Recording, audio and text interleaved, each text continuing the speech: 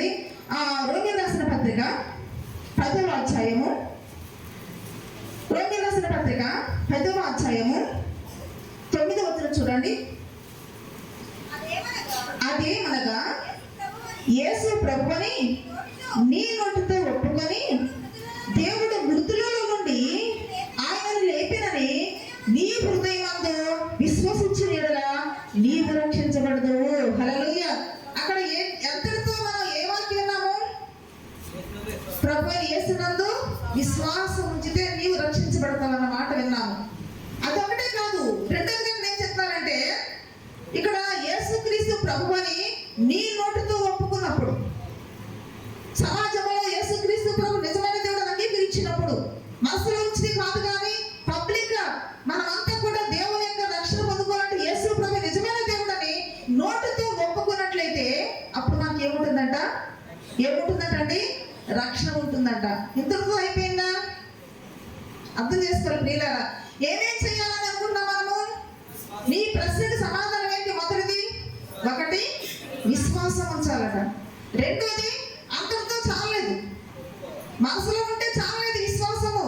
10 మందిలో నువ్వు దేవుని బిడ్డమని, ఆయన నిజమైన దేవుడని, ఆయనే రక్షకుడని, ఆయన సృష్టికర్తని, కలిగి ఉన్నది ఏది ఆయన కూడా కలగలేదని నువ్వు నోటితో ఒప్పుకోవాలంట. హల్లెలూయా. సరే, ఈ రెండుతో సరిపోతా? ఏమండి, ఈ రెండుకి సరిపోతా? నేను అలాగే చేస్తానండి, దేవుడు అంటే విశ్వాసిస్తున్నాను, నోటితోటి ఒప్పుకుంటున్నాను అంటే అంతటితో మనం ఆగలేదు. ఇంకా ఏం చెప్తున్నారట? ఇంకేం చెప్తున్నారంటే, మూడుగా మనం చూస్తున్నట్లయితే ప్రియులారా, అపొస్తలుల కార్యములు 2వ అధ్యాయము, అపొస్తలుల కార్యములు 2వ అధ్యాయము 21 చదవండి. అప్పుడు ప్రభువు నామమును బట్టి ప్రార్థన చేయవారందరూ రక్షణ పొందుతారని దేవుడు చెప్తున్నాడు. హల్లెలూయా. ఏమిటంటే ఇప్పుడు చెప్పండి, ఎంతవరకు వచ్చింది? నీ ప్రశ్నకి సమాధానం ఇది. మీరందరూ ఏ ప్రశ్న ఇస్తున్నారు ఈ సమయంలో? చెప్పాలి. రక్షణ పొందుటకు నేనేం చేయాలి? ఏం చేయాలనే దానికి ఒకటి విశ్వాసం ఉంచాలి. ఏమి చేయాలనే దానికి రెండు, యేసు ప్రభు నిజమైన దేవుడని 10 మందిలో నువ్వు ఒప్పుకోవాలి. మూడోది ఏంటంట? అంతటితో సరిపోలేదు. ఏం చేయాలంటండి? ప్రభువు నామమును బట్టి ప్రతి నిత్యము నీవు ఏం చేస్తుండాలట? ప్రార్థన చేయాలట. చేస్తున్నావా? అలా నోటితో ఒప్పుకుంటున్నావా? ఆ విధంగా విశ్వాసం ఉంచుతున్నావా? ఇదంతా నేను చేస్తున్నాను అనుకోవచ్చు, ఇంతతో ఆగట్లేదు. చూసారా, ఈ 3తో సరిపెట్టలేదు దేవుడు ప్రియులారా. మరి అనుకుంటారు కదా, విశ్వాసం ఉంది చాలు అనుకుంటున్నారు. 2 నోటితో ఒప్పుకున్నా సరిపోతా అనుకుంటున్నారు. 3 ఏమనుకుంటారంటే, ఏదో కోదా కాదా ప్రార్థన కూడా చేసుకుంటున్నానండి అనుకుంటున్నారేమో. అంతటితోటి రక్షణ రాదండి. ఎందుకంటే ఈ యొక్క నోవాహు యొక్క వాడలోనే మనం చూసినట్లయితే ఇన్ని మూరలు అని చెప్పినప్పుడు అందులో ఒక్క మూరన తగ్గించాడా? ఒక్క అరన్న తగ్గించాడా? కనీసం కర్ర జాతిని మార్చాడా? అంటే ఎక్కడ ఏది నమూనా దేవుడు ఇచ్చినారో ఆ విధానం అంతా కూడా నోవాహు దేవుడు చెప్పినట్లు అట్లు చేశారట. హల్లెలూయా. మనం కూడా రక్షణ కొరకు దేవుడు ఏం చెప్తున్నారో అదంతా కూడా మన జీవితంలో కూడా చేస్తూ ఉన్నప్పుడే మనకు నిజమైన రక్షణ ఉంటుంది. హల్లెలూయా. అంటే నేను చూసాం, మనము 3 చూసాము. ఇక 4వది ఏంటంటే ప్రియులారా, 4వది ఏంటంటే మొదటి కొరింథీ రాసిన 2 కొరింథీ రాసిన పత్రిక చూడండి. 2 కొరింథీ రాసిన పత్రిక 7వ అధ్యాయము 10వ వచనం చదువుకుందాం. దైవ చిత్తానుసారమైన దుఃఖము రక్షణాత్మకమైన మారు మనసును కలుగు చేయను, ఈ మారు మనసు దుఃఖమును పుట్టించదు. హల్లెలూయా. ఇక్కడ రక్షణాత్మకమైనటువంటి మారు మనసు, రక్షణ కలిగించేటువంటి ఇంకొకటి ప్రియులారా, పశ్చాత్తాపం ఉండాలట. ఏముండాలండి? మనకు పశ్చాత్తాపం ఉండాలి. మనము సౌలు తర్వాత దావీదు కోసం గత వారం చెప్పుకున్నాం. అయితే దావీదులో ఏం చూశాడు దేవుడు? ఇష్టమైనది పశ్చాత్తాపం. ప్రియులారా, మనిషి ఎంత బలహీనమైనటువంటి వ్యక్తి అయినా సరే, ఎంత బలమైన వ్యక్తి అయినా సరే, ఏదో ఒక పాపాలు పడిపోయే అవకాశం ఉంటుంది. అందుకని ఎప్పటికప్పుడు నీవు అనుదిన జీవితంలో ప్రియులారా, నేను పాపం చేసినటువంటి ఒక పశ్చాత్తాపం అనేది కలిగి ఉండాలంట. పశ్చాత్తాపానికి మించినటువంటి భక్తి నిజంగా లోకంలో ఏది లేదని అంటూ ఉంటారు. హల్లెలూయా. దేవుని మనసు కలిగించేది, దేవునికి ఇష్టమైంది అని చెప్పండి. ఒక మనిషి దేవుని సందులో విరిగిపోవాలి, నలిగిపోవాలి, కుమిలిపోవాలి. కాబట్టి దాన్ని ఏమంటారు? పశ్చాత్తాపము.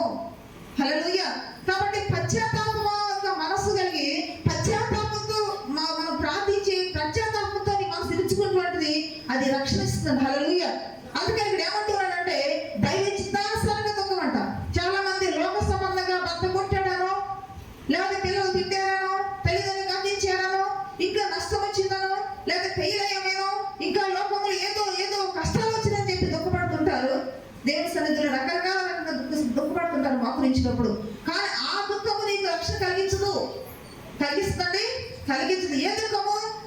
దేవునికి సన్నిధిలో నీవు చేసిన పాపం బట్టి, నీవు చేసినటువంటి అతిక్రమం బట్టి, నువ్వు తప్పిపోతే దాన్ని బట్టి దేవునికి సన్నిధిలో మోకరించి నువ్వు కుమిలిపోతే అది నీకేంటంటే రక్షణ. హల్లెలూయా. అర్థమవుతుందండి? ఇంకా ఏం చేయాలంటే మనము దైవ చిత్తానుసారంగా మనము దుఃఖపెడితే మనకు రక్షణ. ఎన్ని విషయాలు ధ్యానం చేస్తున్నాము? 4. ఒకటి, ఏం చేయాలి మనము రక్షణ కొరకు? విశ్వాసం ఉంచాలి. 2, ఏమి చేయాలి? నోటితో ఒప్పుకోవాలి. 3, ఏం చేయాలి? ప్రభు నామాన్ని బట్టి మనం ప్రార్థిస్తూ ఉండాలి ప్రతి నిత్యము కూడా. ఇక 4వది ఏంటంట, ఎప్పటికప్పుడు నీలో ఉన్నటువంటి పాపము, నీలో ఉన్న అతిక్రమము, ఈ లోకమున్నటువంటి లోక మాలిన్యము నీకు అప్పుడు అంటుకుంటుందేమో అని ప్రియులారా. దానికి ఉదాహరణగా మనం యోగుని చూడొచ్చేమో. యోగి ఏం చేసేవాడండి? ప్రతిరోజు కూడా ఆయన ఇంకా సూర్యాస్తము గడువు ముందుపే ప్రతి నిత్యము కూడా తన పిల్లల పాపం చేశారేమో, దేవుడు దూషించారేమో అని ఎప్పటికప్పుడు వారి వరకు దహన బలులు అర్పించేవాడు. కారణం ఏంటి? పాపం చేశారేమో అని. ఒకసారి నీతిమంతులు అయిపోయిన తర్వాత పాపం చేయాలంటే ఏం లేదు. అంటే అలాగని పాపం మేము ప్రోత్సహించలేదు, కానీ ఏదో ఒక విధంగా మనము ఈ లోకస్తున్నటువంటి మనుషుల ద్వారా, స్త్రీల ద్వారా, పరంపర ద్వారా మనకు ఎదురున్నటువంటి ప్రతికూల పరిస్థితులు బట్టో ఏదో ఒక చిన్న పొరపాట్లు మనం పడుతూ ఉంటాము. కాబట్టి ఎప్పటికప్పుడు ఏం చేస్తుండాలి? పశ్చాత్తాపడుతుండాలి. రోజు స్నానం ఎందుకు చేస్తామని చెప్పండి? రోజు స్నానం చేస్తారు. మన శరీరం ఏదైనా మురికి పడుతుంది కాబట్టి ఎప్పటికప్పుడు ఫ్రెష్గా ఉంటాం, స్నానం చేస్తూ ఉంటాం. అలాగే రోజు ఎందుకు పశ్చాత్తాపడుతుండాలి? కనీసం ఒక్క నిమిషం కూడా దేవుని పశ్చాత్తాపం కలిగే మనసు మనకు ఎందుకు ఉండాలంటే, ఈ రోజు ఏదో విషయంలో తప్పిపోయి ఉండొచ్చు, ఈ రోజు ఏదో విషయంలో మనం పొరపాటు చేసి ఉండొచ్చు. అదేనేమో ఇక్కడ యోగులో ఉన్నటువంటి ఆలోచన ప్రియులారా. కాబట్టి ఇక్కడ మనము 4వది నేర్చుకున్నాం ప్రియులారా. ఏమిటంట? మనము పశ్చాత్తాపంతో ఎప్పుడైతే దేవుని సన్నిధిలో ఉంటామో, పశ్చాత్తాపం కలిగి దుఃఖపడుతుంటాం ప్రియులారా. ఆ దుఃఖము మనకి ఏమిస్తుందండి? రక్షణ కలుగు చేసినంత మనకి ఇప్పుడు సందేహం లేదు. హల్లెలూయా. ఇక 5వ మనం చూస్తూ ఉన్నట్లయితే చూడండి, ఇక్కడ మార్కు సువార్త 16వ అధ్యాయము, మార్కు సువార్త 16వ అధ్యాయము 16వ వచనం చూడండి. నమ్మి బాప్తిస్మము పొందినవాడు రక్షించబడును. హల్లెలూయా. ఈరోజు చాలా మంది కూడా నేను బాప్తిస్మం తీసుకోపోయానండి, బాప్తిస్మం తీసుకున్న వాడు అందరితో బాగా ఉంటారు. ఏంటి? తీసుకోపోయినా పర్లేదు, నాకు దేవుడు అంటే నమ్మకం ఉంది, దేవుడికి ప్రార్థన చేస్తాను, దేవుడిని యేసుప్రభు నిజమైతే ఒప్పుకుంటాను, విశ్వాసం ఉంది అనుకుని అక్కడితో అయిపోతున్నారు చాలా మంది. బాప్తిస్మం కాడికి వచ్చేటప్పటికి ఇంకా చాలా టైం ఉంది, ఇంకా చాలా సగ పెట్టుకునే ఉన్నాయి. ఇది ఆంక్షలు పెడుతుంటాం ప్రియుల. అంటే దేవుని యొక్క సన్నిధిలో ఒక వ్యక్తి రక్షించబడాలంటే తప్పనిసరిగా యేసుక్రీస్తు యొక్క చెప్పినటువంటి ఆజ్ఞను బట్టి మనం ఏం చేయాలి? నమ్మి మనం ఏం చేయాలండి? బాప్తిస్మం తీసుకోవాలట. అంటే మనం ఏం చేస్తున్నామంటే ఒక్కొక్క పెట్టుకుంటూ అక్కడే మనం సరిపెట్టేసుకుంటున్నాం. ఇది ఆంక్షల ప్రియులారా. మనము సొంతంగా నమ్మకం పెట్టుకున్నాము, మనము ఒక పరిధిలో ఉంటున్నాము. రక్షణ అంటే ఇది, రక్షణ అంటే ఇది, రక్షణ అంటే ఇది అనుకున్నాం. మనము గుడ్డివాళ్ళని తీసుకెళ్ళి ఏరు ముందు నిలబెడితే ఏమనుకుంటా చెప్పండి? ఏరు ఎలా ఉందంటే చెవును పట్టుకుని చాట్లా ఉందంటారట, కాలు పట్టుకుని ఇదే అంటారట. అంటే వాడికి ఏదైతే చేతికి దొరుకుతుందో ఇక ఏరుగంటే ఇదే అనుకుంటున్నారు. కానీ ఏరు ఒక రూపం ఉందని తెలీదు. రక్షించబడాలంటే నీ రక్షణ ఒక రూపం ఉందన్న విషయం నీకు తెలియదు. ఈ రోజు వరకు తెలిసి ఉండొచ్చు, కాదంటలేదు. కానీ ఇవన్నీ మన జీవితం నెరవేరుస్తున్నామా లేదా అన్న విషయాన్ని మనం పరిశీలన చేసుకోవాలి. హల్లెలూయా. అందుకని రక్షించబడాలంటే ఇది చేయాలి, రక్షించబడాలంటే అది చేయాలి అని కొన్ని నమూనా దేవుడు మనకి ఇస్తే మనం ఒకదానే పట్టుకుని నిలబడుతున్నాం. బాప్తిస్మం తీసుకున్నాను కదా నేను, అయితే నేను రక్షించబడినట్టే ఇది ఒకటి అనుకున్నాం ప్రియులారా. ఎందుకంటే బాప్తిస్మం తీసుకుంటే ఈలోగా మనం చనిపోయేవరకు అమ్మగారు అయ్యగారు వచ్చి ప్రార్థన చేసి సమాధులు పెట్టేయాలంటే, సంఘం రావాలంటే నేను బాప్తిస్మం తీసుకోవాలి ముందుగా. అంటే నువ్వు అంతవరకు ఆలోచిస్తున్నావు అంతే. ఇలా ఎంతమంది లేరండి? అసలు బాప్తిస్మం వీరిగంటే తెలుసా? బాప్తిస్మం అంటే నీకు నూతనగా ఇస్తుంది, నీకు కృతజ్ఞత ఇస్తుంది, నీకు రక్షిస్తుంది. ఆ రక్షణ కొనసాగాలి. ఇవన్నీ కూడా క్రియలతో నీ జీవితం కొనసాగించినప్పుడే దానికి దాని పరమాత్మ నీ జీవితం అనుభవిస్తావు. హల్లెలూయా. కాబట్టి మనం ఏం చేస్తున్నామంటే ఈ సమయంలో ఇప్పుడు చూడండి, నమ్మి ఏం చేయాలి? మనము నమ్మి ఏం చేస్తే మనకు రక్షణ అంట? నమ్మి బాప్తిస్మం పొందుకుంటే రక్షణ. అంటే విశ్వాసం ఉంటే చాలదు, నోడు తప్పుకుంటే చాలదు, ప్రార్థిస్తే చాలదు, ఇంకా మన జీవితంలోనే కేవలం బాప్తిసం తీసుకుంటే చాలదు. ఇవన్నీ కూడా ఒకటి లింకప్ అయి ఉంటే ప్రియులారా, అర్థమవుతుందండి. నోవాహు యొక్క ఓడ యొక్క నమూనా ఒకదానికి దేవుడు ఎలా లింకింగ్ చేసి పెట్టాడో, అంటే అది ఒకటి లేకపోయినా సరే ఏదో ఒక రకంగా అది డ్యామేజ్ అయిపోతుంది. కాబట్టి ఓడ తలుపడేసిన ఎవరండి? ఓడ కలిపేసిన ఎవరు? దేవుడు వేశారు. అంటే దేవునికి ఉద్దేశం ఏంటంటే నోవాహు నీతిమంతుడు. నోవాహుని బట్టి నోవాహు ఇంటి వారు ఎవరు? నీతిమంతులు. కాబట్టి వీళ్ళు జలప్రళయంలో ఎంత మాత్రం కూడా నాశనం కాకూడదు, వీళ్ళు నశించుకోకూడదు. వీళ్ళకి రక్షణ కావాలంటే నేను చెప్పిన విధంగా వారు ఓడ తయారు చేసుకోవాలి అనే ఆలోచన దేవుడు కలిగినప్పుడు, నోవాహును హెచ్చరించినప్పుడు, ఆ ప్రకారం నోవాహు చేసినప్పుడు నోవాహును అతని ఇంటి వారును 8 మంది అక్కడ ఏం చేశారంట? రక్షణను చూస్తూ ఉంటున్నాం. హల్లెలూయా. ఈ రోజు ప్రియులారా, రక్షణ యొక్క మార్గాన్ని మనం సిద్ధపరచుకోవడం వరకు రక్షణ యొక్క నమూనాను కూడా దేవుడు మనకు కూడా పొందుపరిచి మనం చూస్తూ ఉంటున్నాం. హల్లెలూయా. అయితే ఇప్పుడు ఇది మనం చూస్తున్నాం ప్రియులారా. ఇది 5వది ఏంటంట? నమ్మి మనము బాప్తిసం తీసుకోవాలి. ఇక 6వది మనం చూసినట్లయితే అపొస్తలుల కార్యములు 2వ అధ్యాయము, అపొస్తలుల కార్యములు 2వ అధ్యాయము 40 వచనం చూడండి. 40 వచనం. సాక్ష్యం ఇచ్చి మీరు మూర్ఖులకు ఈ తరము వారికి వేరై రక్షణ పొందుతారని వారితో హెచ్చరించిన. హల్లెలూయా. ఇంకా ఏం చేయాలట? బాప్తిసంతో సరిపోలేదు, అక్కడితోటి దేవుడు సాలికి ఎందుకు చేసి సరిపోతే అనుకోలేదు. ఏంటంట? మూర్ఖులు అంటే వక్ర జనము, ఈ లోకంలో పాపిష్టి జనము అంటే అందరట్లేదండి. పాపం చేసే వారి విషయంలో, పాపం చేసేటువంటి లోకంలో ఉన్నటువంటి మనము పాపంలోంచి వేరే బ్రతకాలి. హల్లెలూయా. ఎలా బ్రతకాలట? ఇక్కడ ఏముంది? ఇక్కడ ఏముందండి? మీరు మూర్ఖులకు అంటే ఇక్కడ ఉన్నట్లు ఉంటుంది చూడండి. వాళ్ళు ఎవరంట? వంకరైన.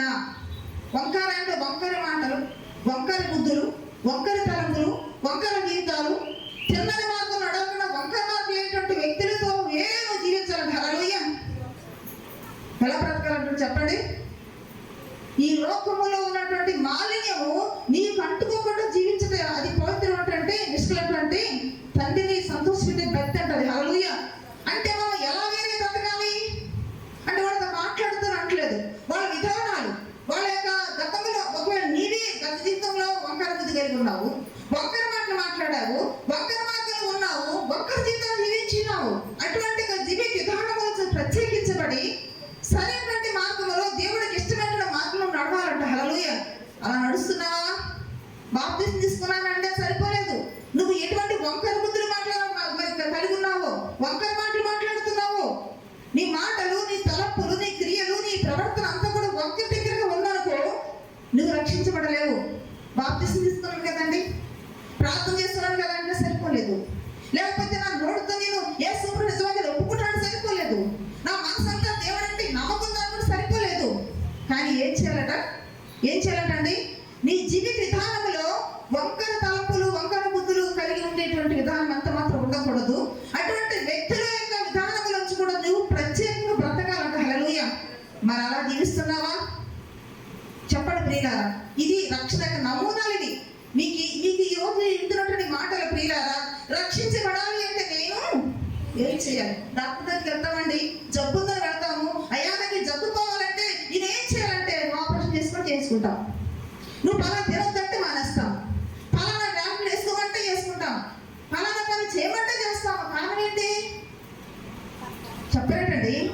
అందరూ హాస్పిటల్కి వెళ్తారుగా, రోగం పోవాలని, నువ్వు బ్రతకాలని, నువ్వు చచ్చిపోకూడదని, నీకు ప్రాణం రక్షించుకోవడానికి నువ్వు డాక్టర్ చెప్పినట్లే వింటూ ఉంటావు.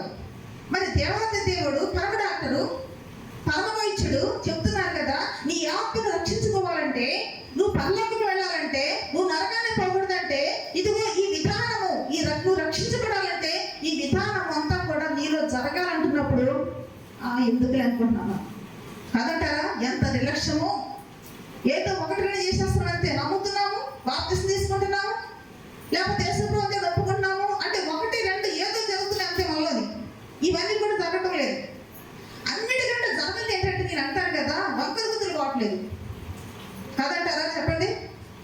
వంకర మాటలు, ఈ కడుపులో ఉన్నటువంటి ఆ అసూయలు, ద్వేషాలు, ఇవన్నీ కూడా వంకర బుద్ధులేనండి. కానీ దేవుడు ఏమంటారంటే ఈ యొక్క మూర్ఖమైనటువంటి ఈ తరము వాళ్ళలోంచి మీరు ఏం చేయరా, వేరే బ్రతకాలట.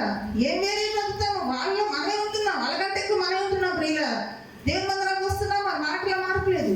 దేవుని మందిరానికి వస్తున్నాము, నీ క్రియలో మార్పు లేదు, నీ చూపులో మార్పు లేదు, నీ తలంపులో మార్పు లేదు. నోట్లో చెత్త అసహ్యమైన మాటలు. లోకం ఏమనుకుంటే సిగ్గు లేదు, మనకు భయం లేదు. ప్రియుల ప్రశ్న చేసుకోండి. అంటే నీ యొక్క ప్రవర్తన ద్వారా, నీ మూర్ఖపు ప్రవర్తన ద్వారా దేవుని యొక్క రక్షణను అవమానపరుస్తున్నావు. ఎటువంటి సందేహం లేదు. హల్లెలూయ. కాబట్టి నోట్లోని ఏ మాటలు, నీ నోటి మాటను బట్టే నీవు తీర్పు పొందడం జాగ్రత్త. ప్రియుల నీ నోరు అదుపులో పెట్టుకోవాలంట. యెహోవా యందు భయభక్తులు కలిగిన వారు ఒకరితో ఒకరు మాట్లాడుకుంటున్నప్పుడు ఎవరు ఆలకిస్తారు తెలుసా? యెహోవా చెవి ఎట్లా ఆలకిస్తారట. అనుకోవచ్చు, నన్ను ఎవరు పట్టించుకోవట్లేదు, నన్ను ఎవరు చూడట్లేదు అంటారు. ఒకవేళ దేవుని యొక్క వాక్యం ద్వారా దేవుడు మాట్లాడితే అమ్మగారు ప్రత్యేక తీసుకెళ్ళాలి కట్టగా చెప్పేది అనుకుంటారు మీరు. నాకెవ్వరు చెప్పరు. హల్లెలూయా. కాబట్టి దేవుడు సమస్తాన్ని కూడా చూస్తున్నవారు. ఏ మాట ద్వారా ఎవరు సరిచేయాలో, ఏ మాట ద్వారా ఎవరు సరిద్దాలో అనేది ఆయనకే తెలుసు. హల్లెలూయా.